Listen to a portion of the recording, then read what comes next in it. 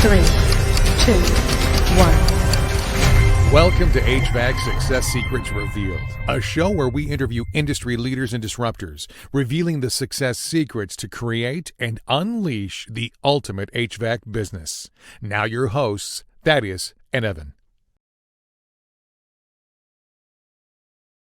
Hey, welcome back to another HVAC Success Secrets Revealed. We are live here at True Grit in Memphis, Tennessee, the lovely Graceland, and Elvis has silenced this area of the building at least. Thank Probably goodness. nice of them, right? Here with Dustin Van Orman. He is, what is the actual title? I forgot to grab that. President of Mergers and Acquisitions. I do all the partnership development, people that are interested in being a part of the Any Hour group. So Yeah, he's with the Any Hour group, doing plumbing, HVAC, and electrical in Utah, around the Salt Lake City area. Yep. You guys are absolutely crushing it. Tremendous business model, both internally with Any Hour and then also part of the Any Hour group, and the greater impact that you're having across the entire nation now. yeah, we're having a lot of fun. We're building a team of people across the country the same way we built our business. You know, we've always believed in building a business around people and the relationships that make a team strong, and building a culture where people bring in values and strength to your team. And we're looking for strong people around the country to establish a group of intelligent people working together to build an awesome business. Yeah. And it's going well. It is, and it's a really unique approach that you guys take to it. I know we talked about it the last time we had you on, about some of the differentiators that you have in terms of the private equity play that you have. Yeah. It's really unique. I highly recommend anyone to go back and listen to that episode. We'll link it down below in the show notes as well. That's good. But the thing we wanted to talk about today was focusing on 2024. You know, 2023 was hard for a lot of businesses. They struggled, banging their head against the wall. They thought it would be just as easy as it was in 22 and 21 and 20. A lot of reasons as to why that came about the way that it did, in terms of, looking back at historical data. Yeah. We had Matt Michelle on from Service Nation when we are at AHR, and he talked in depth about that and some of the history around shipments of equipment and the different cycles that we go through there in terms of replacements, but at least on the HVAC side of things. Yeah. When we look at 23, what were some of the things that you noticed both internally at Any Hour, but then also a part of the group as well, and then outside of the group, and the impacts of the year had? Yeah, good question. I mean, we had a great year last year. We grew significantly in our business, but we did have to work harder. And we have a lot of people come visit. We had, close to 200 businesses that actually visited our location in Utah, did a tour with us. And it was common for me to get the question, well, what's the key to success? What's the silver bullet in building your business, right? I get asked that quite often. And the reality is there's no silver bullet, one thing that's going to fix your business. I heard a lot of people saying also, what's that one marketing strategy that will bring in more calls, and we need more call volume? Right, because more leads fixes everything, right? Yeah. Well, if you haven't figured it out by now, you spent more on marketing last year, and maybe you got a few more calls, but you still had a hard time, is what I saw consistently. And I can't say that 2024 is going to be that much easier. And so what are we doing in our businesses to be prepared? How are we pivoting? Because if you don't generate more leads, how are you going to maximize what you have currently, right? And so we like to have those conversations, but we need to be ready. And I think it's a great thing to talk about today. Absolutely. Looking at 24, we've got a lot of things that are happening right now. Uncertainty in the economy. You guys have been through it before. You've seen this happen. You've been through 2008. When we look at what's happening in the economy, that's one aspect of it. Also an election year, which we know it's a big year, drives up costs on marketing because they're trying to take up as much ad dollars as possible. Also drives uncertainty in the markets and in homeowners and their buying decisions and things like that. Talk to us a little bit about what what business owners should be focusing on right now to take advantage of the times that we're in right now. I believe that this year is going to be an incredible opportunity for people. Yeah. I believe we should double down. Okay. Now, I don't mean double down your marketing, right? That's going to be a mistake. be smart about your marketing and how you're spending your dollars. But what you need to double down on is your hard work. We need to put in the work to make sure that things are working in our business. We need to take a deep dive into the numbers, the KPIs, our closing percentages, our booking percentages. Maybe we're getting the calls, but we're not booking enough. So we need to make sure we're hitting the baselines in all of our numbers in our business, so that we know that we're going to be able to take advantage of every opportunity. Little things, for example, I know one of the things that's worked very well for us is we do what we call an add-on call. And so I think, for example, a customer calls in for a service that needs to be repaired in their home. Let's say they call in for an air conditioner repair. Perfect. Mrs. Smith, thanks for calling us today. We're grateful to be able to have you as one of our loyal customers. We're going to get this on the schedule and take care of you. And spend the time to book the call. And at the end of the call, it's a conversation. Oh, Mrs. Smith, by the way, I just wanted to mention a promotion that we're running where if we actually schedule this for you today, now the strategy here is you want to schedule these calls during your off season when you're a little slower. Because why would you have a shoulder season if you can book appointments today for 6 months from now? So Mrs. Smith, if you'll schedule today, this is the promotional price. For us, it's a $29 tune-up. The money's not made in the tune-up, it's made in the relationship, right? So you're establishing relationships with customers, creating a 5-star experience, and you're going to become their customer for life. And those calls pay off. I mean, we're this year over 100 million revenue just in that one location in Utah, and we built our business on the low-cost tune-up. You're bringing value to the customers. It's not a bait and switch. I hear people say that. It's not a bait and switch. Give them a real 5-star tune-up. When we teach our I'm bouncing around here a little bit. We'll go back to that other part of the conversation. Yep. When we teach our maintenance technicians how to do a tune-up, we want them to be in the customer's home for 2 hours for $29. Now, that doesn't make any money for just $29, but you have to be able to give them a 5-star quality tune-up and be willing to walk away for $29. Now, we also train them how to educate the customer, give them really good options, and help them understand what they have in their home and what they could have in their home. For example, here, it reminds me of a experience I had with my wife. We needed a new fridge, right? Yep. Now, I don't care what my fridge looks like, but how do you think my wife feels? So we go shopping for a fridge. You can get a fridge for $500-600. Do you think I spent $500 or $600? I'm going to say probably not. No, because we had to have the ice maker, and it had to be stainless steel, and it had to be like the one, I don't know how did they do it, but the one that like is fingerprint resistant. I don't know. People want the cool stuff in their house.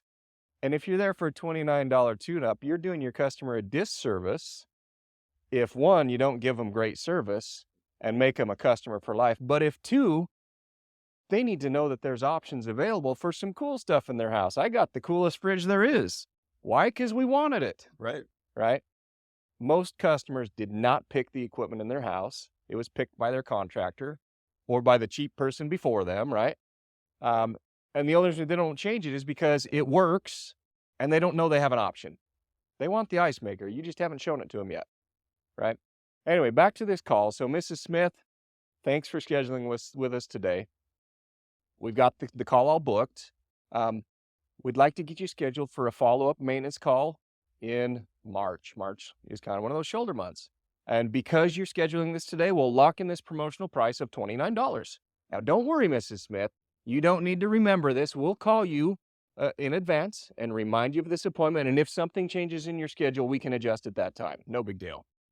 But now we're scheduling and filling our slow season so that when that time of the year comes around, we're not slow anymore. So at any hour in Utah, we're not slow in the slow season. We feel it a little bit like everyone does. But I'll tell you, in the 13 years I've been there, we've never had to lay people off for a slow season. Well, and you talked about 5-star service. 20,000 Google reviews on your 22,000 on your one profile. Okay, yeah, you're right. And then you've got a second profile. There's another 1,400 on that one as well. Yeah. You guys are doing a tremendous job in terms of over delivering on value. A lot of guys get hung up on the $29 and I need to make money on this tune-up or it's not worth it for us. And I don't want to come across as salesy to a customer.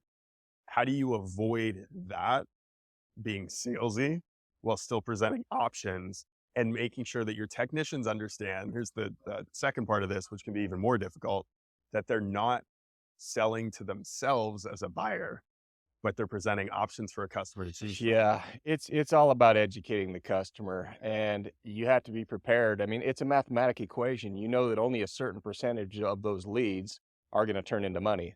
The goal is not to sell something on every job. The goal is to create a 5-star experience, get a 5-star review, get a magnet on their fridge and a sticker on their furnace, and a hug from your customer. I don't know, right? Yeah. It's about creating value so that you're there for life. I mean, you look at our business, 100 million in Utah, and 60+% of our revenue is repeat business every year, right? Our customers love us. That's why we've become the dominant brand in Utah by over double, because we take care of people. It's not a bait and switch. You just have to do it right. If you're going there thinking, how can I get more money out of this person? That's the wrong mentality. It's how can I provide a 5-star service so that they want to become our friend and our customer for life. I like to compare it to, well, and you give them these options. We know they want the ice maker in their house. We want to spend money on our house. They just don't even know what it is. And so you train your technicians to just be friendly and loving and caring and always do what is best for the customer. Don't just try to sell them something. But in most cases, customers want to have improvements. Yeah, no, it makes complete sense, right? And it's presenting options, allowing a customer to make the buying decision for themselves. And I think that's how you avoid the salesy approach to it. That's right. Well, here's the other thing too about that tune-up. Everyone's talking about the struggles they're having generating call volume. Well, what's the easiest call to book? A tune-up. It's a tune-up. One-ticket tune-up. So it's the easiest call to schedule. It's the easiest technician to hire for.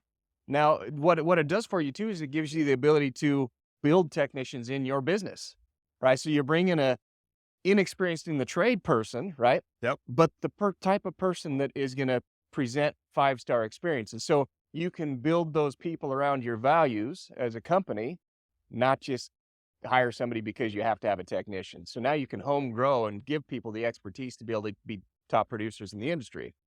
Now, I know you guys have really honed in your training process. How long is it from hire of a green tech to being able to run a maintenance call on their own? That's a good question. So for our maintenance technicians, they're going to come in. We hire them because of who they are, what their character is. Right. We bring them in. They're going to be in training for about 6 weeks, where they're riding along with our, not just anybody in our business, but our trainers in our business. So we have specific people that are specific to being a field trainer, and they're not always your top producers, right? We're given a 5-star experience. They're the ones that follow your system the best. Right. Okay. So figure out who in your business follows all the rules, because you want to create good behavior in your future technicians, and that's who your field trainers are. Okay. They're going to be in training for 6 weeks. That gives them enough basic knowledge where they can go into a home and they can perform maintenance. They're not doing service. And then we give them a path. Everybody in their career wants to see a path towards success. But you can't start at the top, right? So we start them out in tune-ups. They have different levels they can advance through that program. And it's usually about 2 seasons in the field before they're a full-blown service tech. But that's the goal, is to train them through the process to where when they're finally running full service calls on their own, they're highly trained and certified in the trades. Got it. Okay. So obviously there's ongoing training throughout. You bet. The whole time. Weekly, monthly, like Correct. what's that cadence kind of look like? Everyone in our business, I'm glad you asked that question, because, we're talking about the keys to having a successful business. Yeah. Everyone in our business gets to go to at least 1 training per week. Okay. Now, the reason I say everyone is I think one of the areas a lot of companies are dropping the ball is they're training their technicians, and then they see a little bit of a talent in a technician. So they say, oh, that's a great guy there. Let's make him a service manager or something, right? So they put him in a management position, but now they're the manager. They're expected to do the trainings. We sometimes forget to train our managers how to be a leader, okay? And then when you look at statistics and understand that the number 1 reason people leave your business is because of a relationship with their direct manager.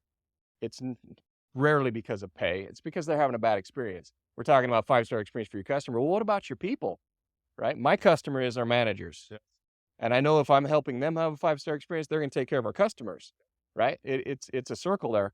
But yeah, leadership development is crucial in your business. If you look at the key to success in any business, it's the people, it's the culture, it's the processes, it's all those things. But who holds that all together? It's your leadership team.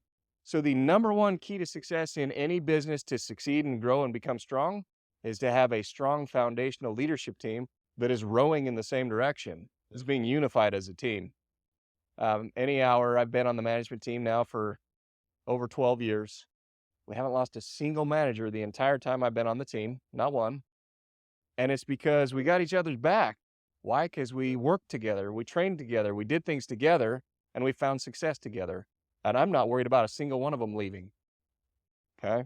That's the key to success in your business is surround yourself with the right people and develop a strong leadership team and then give them the tools to succeed. Don't just expect them to know everything, because if you do what we did and you hire from within your business when you find talent, I'm just an HVAC tech, right? I had to develop my ability to be an influencer and to help people around me to develop in their careers. That didn't happen overnight, but we invested in ourselves. Just like people here today, we're here at Joe's event, Joe Crisera. People are investing in themselves. You have to do that. You have to invest in your development so you can become a strong influencer in your business. Well, I mean, stepping into a leadership role, it's an entirely different trait, It is. right? Yeah. And now you're having an impact on people. You're the reason why people are either going to stay and continue to move up or they're going to leave. And it's a lot of pressure. That's right. And not everyone's cut out for it. And I think that's a mistake that a lot of business owners make too, is they take their top person, the one who is generating likely the most revenue for your business, and they put them into that leadership role, and they may not be the best leader. So now you're having to replace the revenue that was being generated in the business by them being out in the field, and you're having to really train and hone their skills as a leader. And that could be a big challenge as well. Can be a big challenge. Yeah. All of this I think is really important in terms of how can we take advantage of every single opportunity we get in the Correct. business. Are you booking your calls right? Do you have is your closing right? Are your technicians given the right number of options? Is there follow through? I mean, there's just so many measures that need to be taken to make sure that you are maximizing every opportunity, but don't bank on just spending more money and getting more calls. You know, I'm seeing people go out of business because of that right now, because they thought, oh crap, I need more calls. So they go dump it all on pay-per-click. Yep. And they spend an absolute fortune and they don't get the return. It's going to put people out of business. They need to be maximizing what they've got, right? Yeah, that's been a heavy focus for us on the marketing side of things is every conversation we're having with contractors is, yes, we can invest in SEO. Correct. You have to. That's going to take time to build That's up. right. But if you're going to start pouring money into pay-per-click, you will lose your shirt You will. if you are not operationally efficient. Yeah. Yeah. And I'm not saying spend less on marketing. You need to properly market. You need to have a specific budget and stay to it and maximize your dollars. And when you're doing marketing, there's power in negotiation. Don't just say yes to whatever some package somebody throws at you. Get in there and work them hard and make them give you a better deal. Right? Yeah, it's possible. It's negotiable. You know, go and work for your marketing. Don't just spend more. Go and work harder to get more out of it. Right. So, Well, and I think that's where having a good understanding of what's happening. yeah. I've often heard the two things that business owners are ultimately responsible for in their business is innovation and marketing. And being responsible for it does not mean that you're doing it.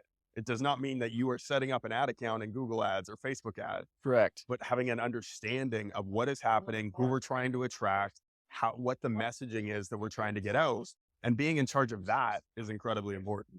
It is. To know what your ROAS is at the end of the day and what's coming back into the business, and to be able to turn off, the ads that are not working right. Correct. Yeah, you have to. I mean, the number one responsibility is to really know what's going on in your business, because you're looking at the numbers and you're looking at the spend and you're looking at everything, so you can make intelligent decisions, not just make desperate decisions. Yeah. A recurring theme that's been coming up recently is I'd rather be wrong to my own prosperity than right to my own demise. Yeah. And truly like allowing data to make decisions for us. I'm okay with taking an educated guess and thinking that it's going to play out and making a change because it didn't. Yeah. Here's what I'll throw out there too. I think there's a lot of business owners that are still trying to figure this out themselves. Of course. And they haven't quite learned how to, and how, what KPIs and how to track and how to really understand shifts in the business, how you can make those shifts and be successful. Come to our place or others' place, whoever, go to people and learn from people. We have people come through all the time and we go through our KPIs and we show them how at a glance we can find the problem if we didn't succeed yesterday and we know how to fix it by tomorrow, right? You got to understand your business, and it's through the numbers that you do it. Well, and that's the first step, I think, is knowing what numbers to look at. Yeah, that's right. How to pull the reports, right? If you don't know, YouTube University, there's tons of videos on there for Service Titan, for House Call Pro, how to pull the reports, what reports you want to look at. But I think more important than knowing what benchmark you should be shooting for just yet is you need to know what your numbers are week in and week out. And if you're just winging it, Yeah. you're going downhill. You're not going to make it. Right. I'm a guy that I like to be spontaneous and wing it in a lot of things in life. Yeah. We're winging it right now, right? Yep. We don't know what we're talking about. It's great for this, but in running a business, you can't wing it and be successful. You have to have structure in your business. 100%. Yeah. In terms of business owners understanding what benchmarks they should be shooting for, would you be able to give us a rough outline of some of those KPIs that we should be tracking, what we should be aiming for as a potential target? And I know we're going to get a deeper dive into this at the event you got coming up in April. Yeah. But, yeah, give us a rough outline at least. Oh, that's a big question. It's a tough one. And that's a whole 30-minute conversation just in that. I'll tell you what we could do though. If people want to come out and visit, and like you say, we are doing a workshop here coming up in April 16th through the 18th. Anyone's invited. Very low cost. We're basically doing it for free. We're just going to cover the cost of some food. Right. We'll show you baselines throughout our business, what we're doing in all areas and where you should be trying for. You know, people say they're happy with 5% profit. Well, I'm not, right? Let's figure out how we can get above 20%. Right. There's so many baselines. I think we should dive into that in detail live. Love it. Yeah.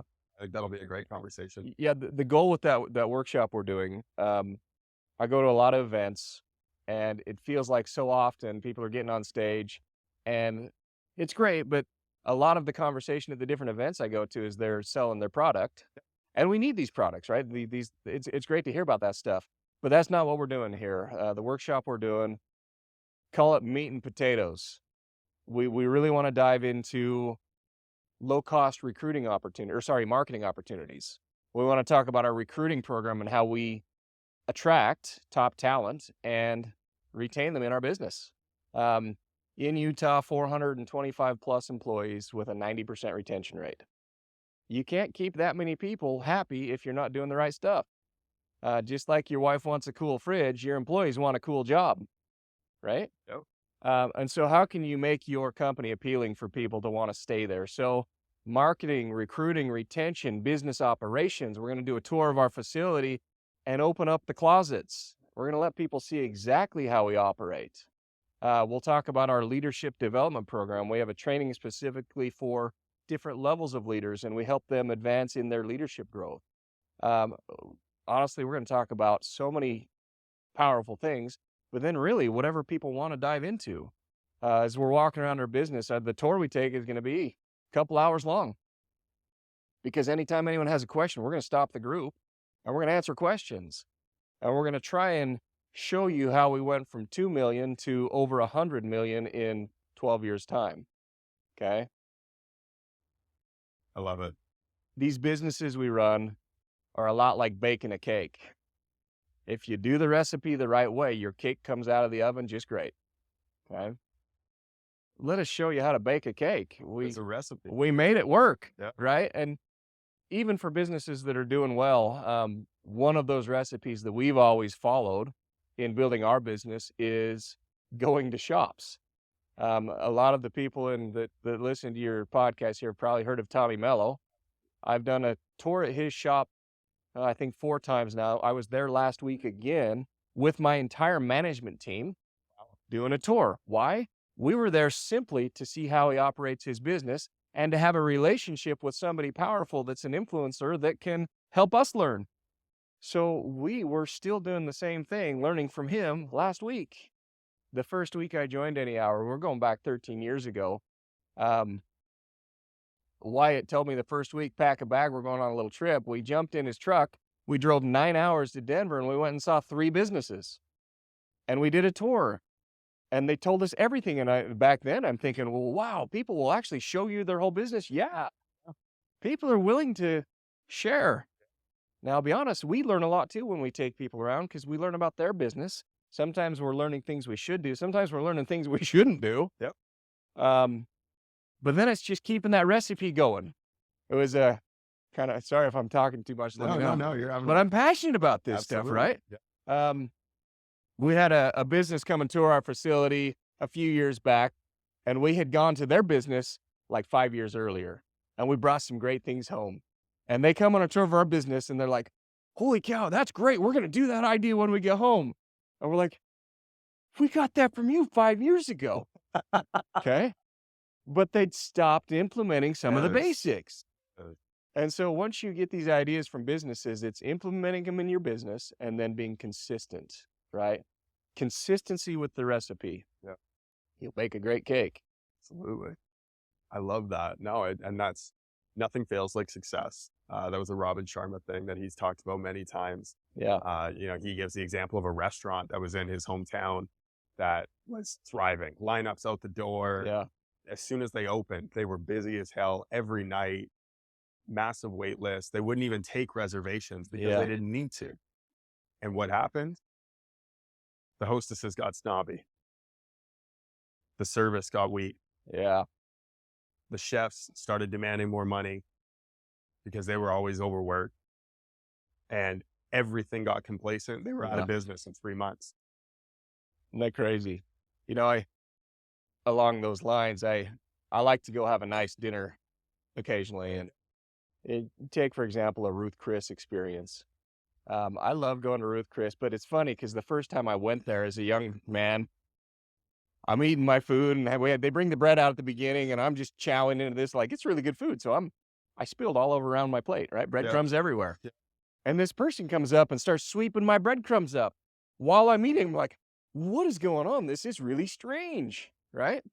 But the food was so good, I got to go back, even though it's weird. Right. So now I go to a nice steakhouse and I make a little bit of mess and I'm looking around the room saying, hey, where's my breadcrumb guy? Right. I want my crumbs swept up because that's just what I expect now. Right. Go back to that $29 tune-up. If you are doing the things in your service to the customer that are the little things, sweeping up the breadcrumbs, people want you back. They get used to that 5-star experience and they'll go back over and over again. I love to go and take my wife for a nice dinner somewhere where they dress nice, present themselves very professionally, sweep up my breadcrumbs, offer me the dessert. Like, it's the experience you're there for. And it's a lot more money to go get a steak there. I don't care. Worth it. It's the value, right? I'm paying for the value in the experience. And it's the same with those tune-ups, right? It's not a bait and switch. You're creating tremendous value. You're fine not making more than 29 on a lot of those calls, knowing that the averages play out. Correct. Right? So, on the lifetime value of the customer. Exactly. Right. Do you want that change out this week or do you want it in the next 3 years, 5 years, 10 years? You reminded me of a thing that happened recently. So I got a call from Coulter is his name, one of my friends here at Any Hour. He's on our sales team. He's been there a long time. Yeah. So my history in the company, I started with the company as an HVAC service technician out there doing jobs. And then I was the sales manager and I sold jobs. And then I've had a lot of different roles. We won't get into my history, but Coulter called me one day and he says, hey, do you remember so-and-so? I'm like, well, yeah, they're the ones up there in Alpine, little city up there. I'd been there 10 years earlier. He's like, yeah, I just left his house and 10 years have gone by and he wants the cool stuff again. So we're getting him some new equipment. And I said, that's awesome. How's he doing? He's like, I just got to tell you something. He told me this. This is Colton Coulter's where he said, he was telling me about his experience with you the first time you came and the impact you had on him when he had that breadcrumb experience, call it that. And I said, that's really cool. I'm glad I made an impression on him. And he said, do you realize I looked at the history of his account and we've been to his house over 100 times with all the different trades in the last 10 years. I'm like, you've got to be kidding me.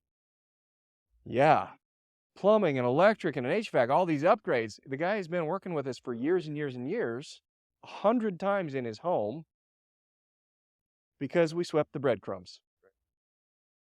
And it all started with just a simple call, right? Well, and That's the power.